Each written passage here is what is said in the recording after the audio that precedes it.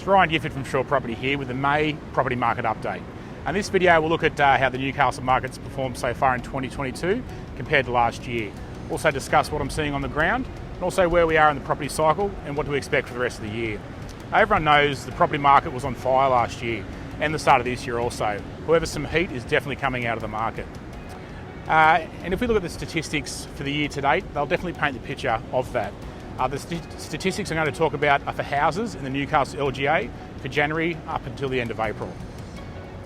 Firstly, the number of houses sold in 2022 are less than the corresponding period for last year, with only 615 houses sold versus 885 in 2021.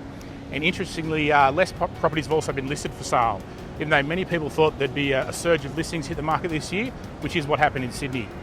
753 houses have been listed for sale this year compared to 917 for last year. And properties are also taking a little longer to sell, with the median figure being 22 days at the moment compared to 18 for the same period last year. So what are these numbers telling us? These numbers are the most important metrics in real estate, as they really do paint the picture of where the market is and where it's likely headed also. The Australian property valuation company Heron Todd White monthly puts out a report, and this report has what they call a property clock. It shows which regions are rising or falling. And interestingly, in the latest report, they put Newcastle approaching the peak of the market. However, I believe that we've already reached the peak. The numbers I went through definitely reflect what I'm also seeing on the ground. I'd say each property I'm listing at the moment is probably getting at least 50% less inquiry than it did 6 months ago. An open house might attract 5 to 10 groups versus 20 to 30 for last year. So why is this happening? Property cycles are just that, and they don't last forever. A boom market will always come to an end, and there was also a huge pool of buyers last year for a number of reasons, such as migration to Newcastle from Sydney, places like that, low interest rates, government assistance, and also a lot of active investors. However, there was also relatively few properties for sale. This created a fear of missing out and pushed properties sky high. This led to a seller's market with way more buyers than sellers.